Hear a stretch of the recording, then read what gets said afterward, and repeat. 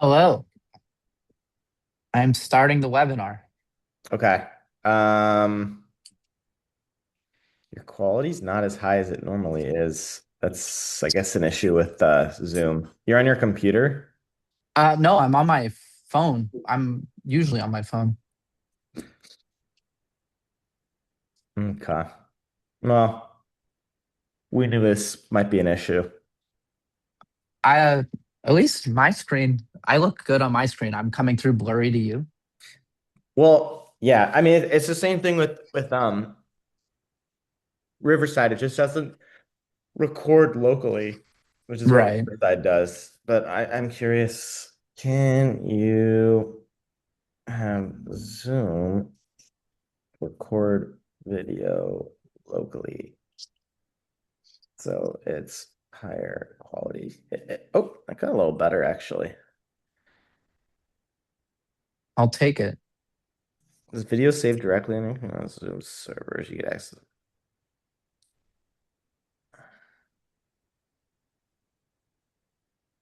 Let's just see what happens. You might. Oh, my video's off. You might also be able to change video settings. Oh, let me get it better. We both need a haircut. Yeah,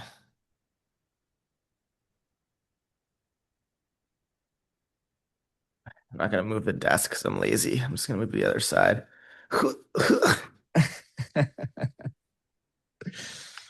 I got the scanning video completed. There we I go. sent it to Zach, Oh, other Zach. other Um, Zach. yeah, man, so I added a bunch of random people to the AMA last night. I don't I'll know give if it. do you I'll see give it a it? few minutes. No, I don't see anyone yet. No, I know. I just randomly added like 300 people. Hell yeah. But four people said who said yes? I don't even know if the link. Oh yeah, Phil Lepper, Y Rector, but I don't know if that link works.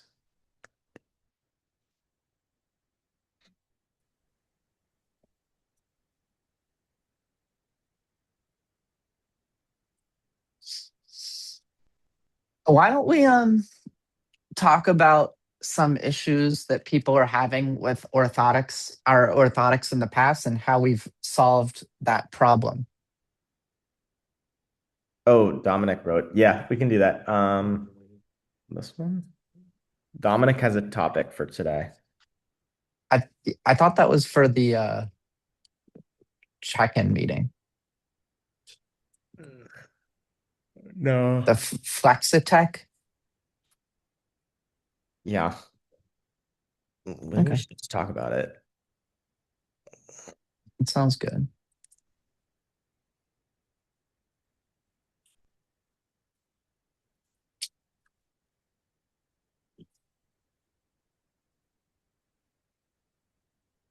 Um, did he message that he's having trouble logging in? No. Do you want to message him? Yeah, Uh, is there a software issue going on? Uh-oh. no idea how to join. He says. It's Zoom.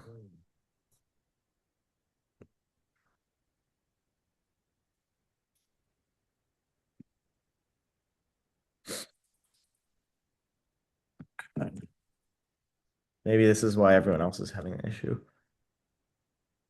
I don't think so. It was pretty easy to join. Well, you're the host. I think maybe that link is messed up or something. Oh, I see. Fuck. Uh, oh, there's three participants now. Is that attendees? As Oh, one attendee. it's Dominic. Okay, Allowed to talk. allowed to talk. Hello. Hey, can you hear me? We hear you. I don't see you yet. Where's that?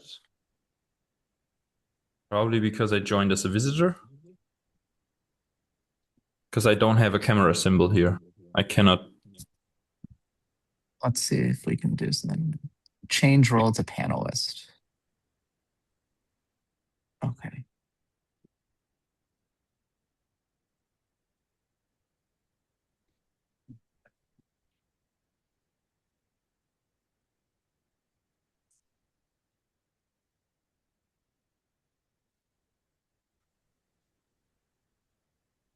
Quality better today?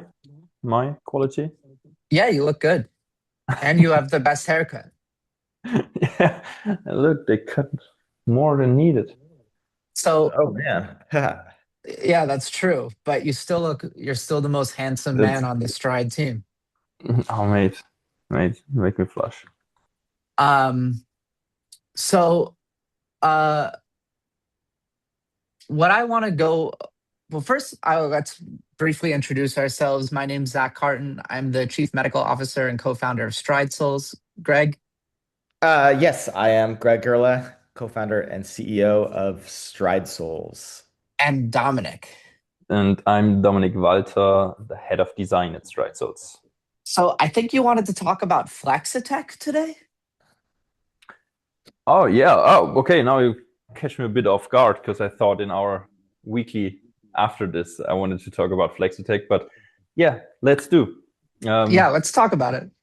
Fortunately, I don't have a sample now, but there's some issues that we see once in a while, right, occurring. Some of them that I saw recently was insoles and orthotics that fit perfectly fine in the beginning within the first few weeks, and they lower the pain, they fit perfectly, and after a while, people complain about increased pain actually.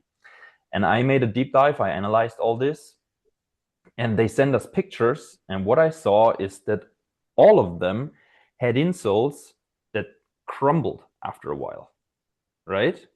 So they were not in the original shape anymore. And a lot of those complaints, well, it's not a lot, but some of those complaints mention pain on the inside or the outside of the foot.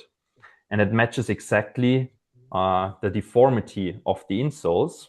Every shoe on the inside, especially running shoes, when they wear a bit, exactly, they get a U shape on the inside, right? It's like the water collector on the roof. I don't know how you call them, but The gutter. The the gutter. gutters, yeah, that Yeah. gutter shape, right? And after a while, when the shoe wears, the insole sinks into that gutter, right? And then changes the way it works. So there's a product from Germany called Flexitech. And Flexitech is a very thin um, feather steel sole, and it and at first it sounds hard, but what it actually does, it levels out your shoe. So it doesn't wear only in the middle where the highest load is, and we have a predictable base for our orthotics. So it won't change, it's always flat. It's very flexible, so it even helps you with a natural foot torsion. And like we use this for quite some time now, for several years already in our own orthopedic foot clinic. We have like great success with that. So actually, I wanted to talk to you first about the option that you maybe want to offer this as well, because the benefits of it are just great. But that's a brief introduction of the Flexitech product.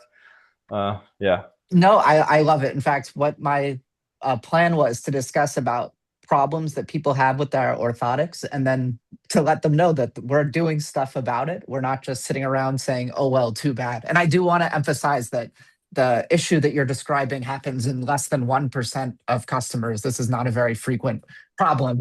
yeah, But that's kind of our goal is to clean out all these edge cases one at a time. And they're all different.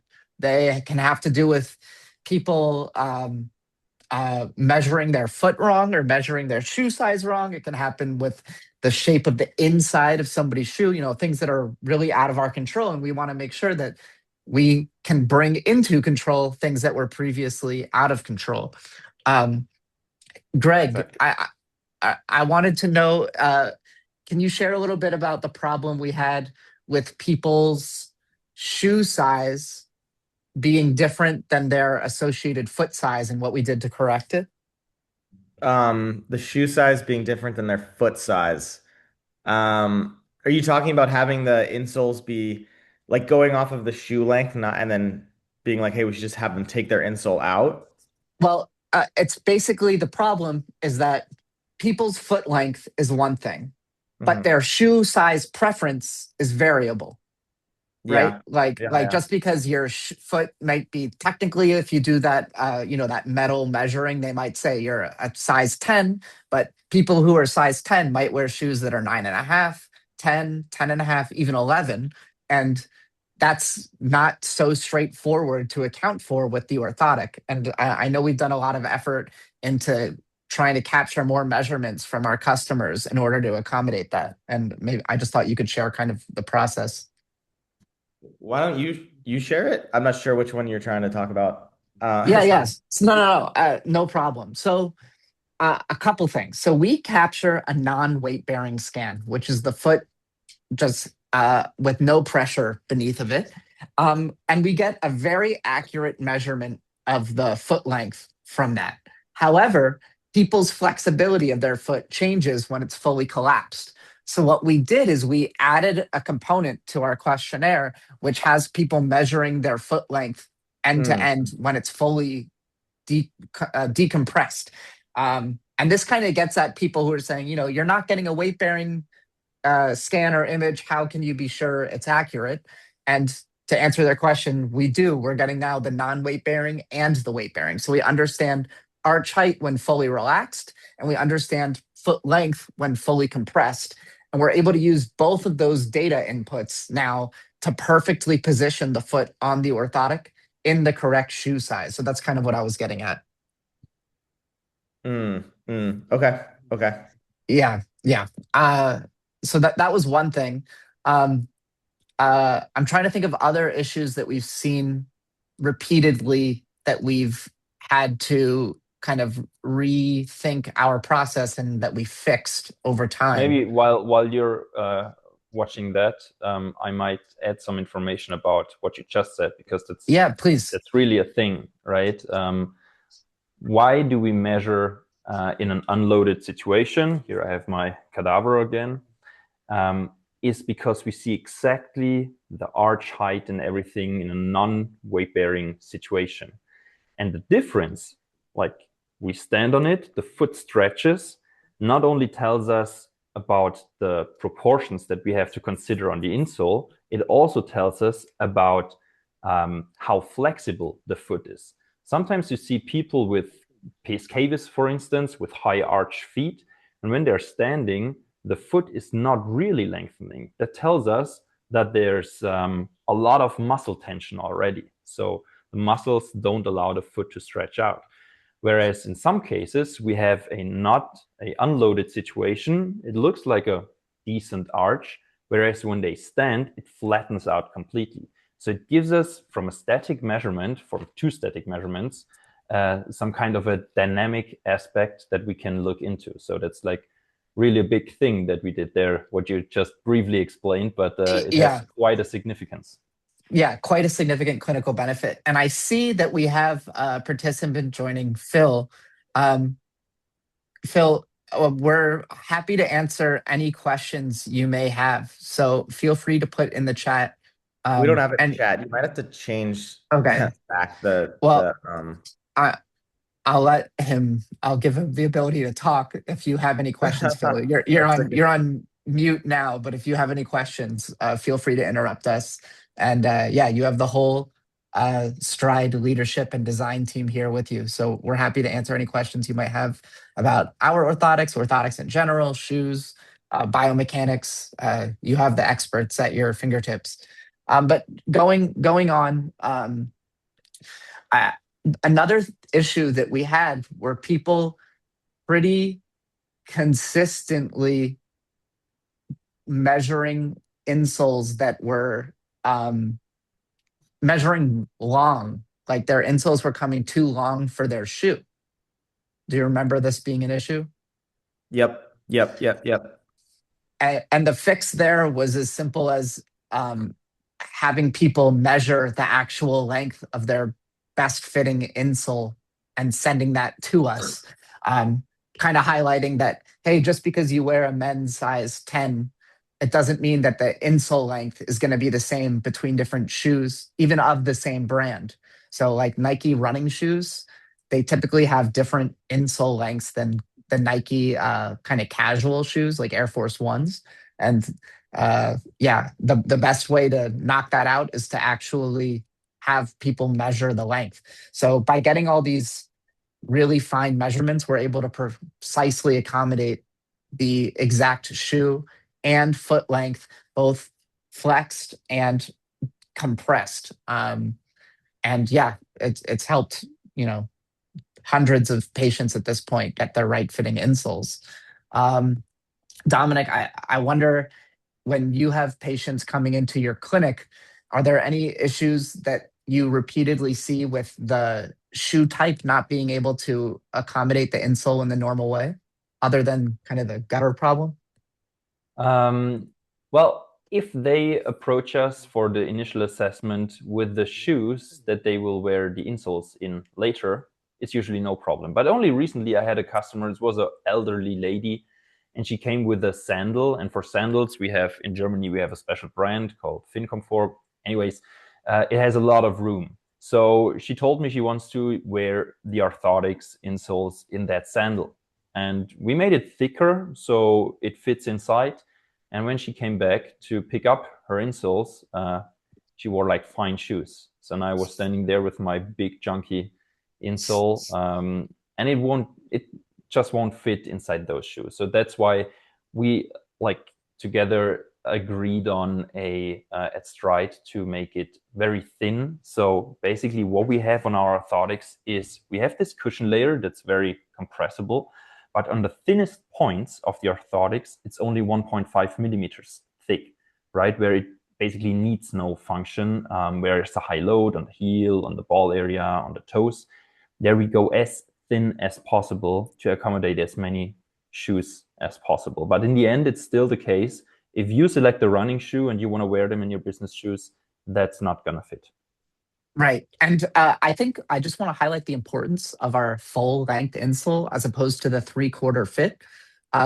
It does two things, maybe more but in my opinion, it does two very important things. One, it ensures that there's a tight fit of the insole to the inside of the shoe. So 3/4 orthotics tend to slip forward over time, but with a full length, that doesn't happen. And also, the lip, or where the 3/4 orthotics meets the part of the shoe, runs the risk of causing a blister or skin injury over time, and we avoid that. And then, of course, we're able to add all sorts of modifications for people's forefoot and toes. That goes without saying, but just another sort of rationale into why we do things the way we do. Um, cool. Well, I think that, from my mind, that's kind of the main issues that we tend to face, or we have faced with our orthotics. Is there anything else that you can think of that we had to adjust for? Just one thing, but it plays into the same specifications, is sometimes people feel like the toe bar that we make, they push against it with their ball area, right? But that's something that happened in rare occasions, but that was especially the case for those who have a big discrepancy between the unloaded and the loaded situation. So that's another argument or reason for the additional The double measurement we now measurement? take. Yeah. Exactly. Because if it stretches, we are able to just pull the toe bar a little more to the front. So even though during running, or if you go down hills, you won't push against the toe bar with the ball area.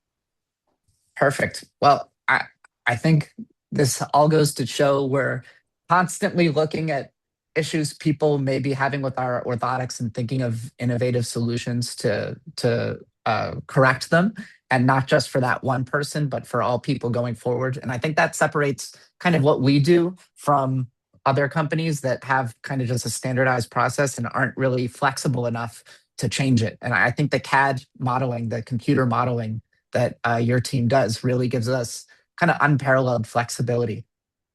And what's always learning for me is what we see in terms of complaints from customers on your end online.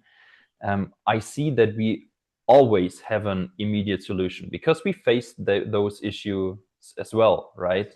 But we dealt with it in a more easy way because people only got their installs handed over once they tested them in our store. That's not possible anymore. But everything you bring up, we have an immediate solution.